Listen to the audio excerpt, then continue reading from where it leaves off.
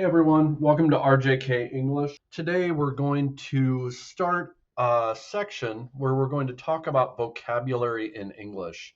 Now, vocabulary in English is notoriously difficult, not because English has things that other languages have, like, conjugations that are difficult. I mean, really, our conjugations are not that difficult in English. One of the major problems is what we're going to learn today. English has what this person calls a colorful history.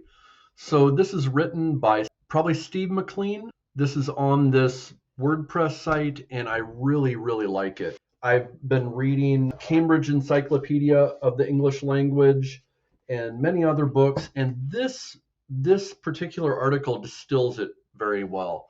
Let's look at this visual he has down here and just start with this. So here are two people, and they're going to kind of give a representation of the two sides of English. On the one side, we have the Anglo-Saxon. What is Anglo-Saxon? This is when what we now know as the English took over the British Isles. Anglo-Saxon is Germanic. If you know the movie or the book Beowulf, that is early Anglo-Saxon. It's very much like German, Old German. And that is one part of our language. That's the root of our grammar. And then on the other side, we have Latinate. Latin is the base, which is the Roman Empire, Latin. But through French, we get a lot of words. So French and Latin, they kind of call it Latinate. So Germanic is the main structure of our language, modified by French, which we'll learn about. Actually, French word order to me is, from my learning at this point, is closer to English than German, but our basic structure is Germanic. And French is influenced by Germanic languages. So if you look at this guy, he's burly, he's burly and strong, to the point, practical, a warrior. The other side is refined. And the Latinate and French side is going to be a little more refined. The German side is going to be more direct. And if you've watched any of my videos that are about music in the United States, our poetry is very direct. Now, the English, we are an offshoot of Britain, and we tend to be more direct, and Anglo-Saxon language plays a part in that. So anyways, have you ever wondered why English has so many synonyms? Even this word right here, I believe that would be Greek. It's because we have two main sources, Germanic and Latinate. The other is Greek. So in science, technology, and mathematics, Greek plays a huge part in that. Words derived from the Germanic roots are the Anglo-Saxon, that's the Angles and Saxons and the Jutes that came from around the Netherlands area and Denmark into Britain, and the Norse that came as Vikings a little bit later. Then the Greek and Latin and French. Historically, in the 5th century AD,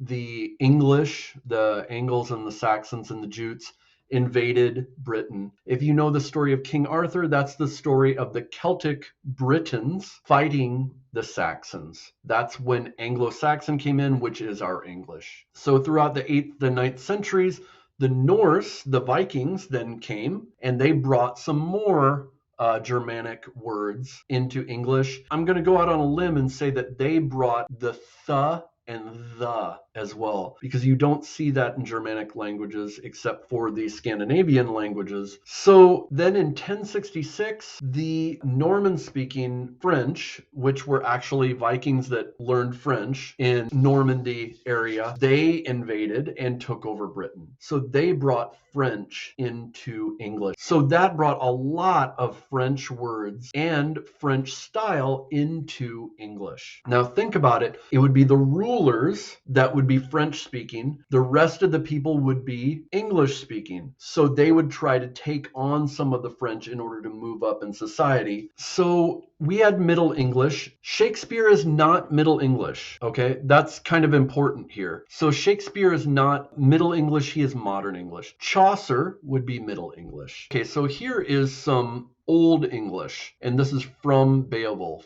I'm gonna wait. We gardina in gardigum athelingus ellen fremedon, something like that. I can't understand any of that unless maybe the guardians in the kingdom, something like that. But we can't understand it. Here's Middle English. When that April with his sure suit, the drought of March hath perched to the root. Okay, I can kind of understand that. William Shakespeare is modern English. Shall I compare thee to a summer's day? Thou art more lovely and more temperate. Now, it's early modern English, but I can basically understand it. Oh, and one other thing. During the Renaissance, which would be Shakespeare's time, the Renaissance means the rediscovery. And what was the rediscovery of? Roman and Greek philosophy and mathematics and everything like that. Where did we get it from? We got it from the Arabic kingdoms. After the fall of Rome, the Muslim empires were the seat of all science. They had Aristotle. The Europeans had Plato, and they had some, but the Arab kingdoms really had Aristotle and the majority of the Greek texts. And they carried on the Greek and Roman learning along with the Byzantine Empire, which is the Greek Empire of what is now Turkey, but was then Byzantium. So the West was they were in the Dark Ages. They received some of the Arab learning, and that brought about the Renaissance. So the Renaissance is really just European discovery of what was going on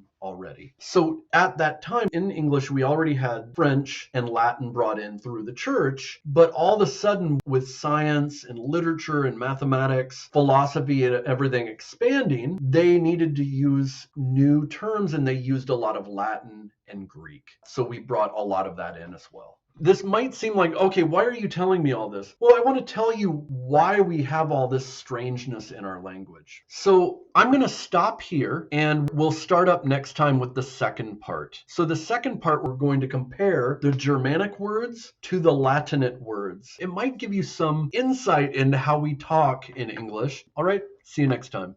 Hi, everyone. Welcome to RJK English. Make sure to like and subscribe, and that will help me make more of these videos. I'm on YouTube and on Instagram, and see us on Facebook, and we can talk further.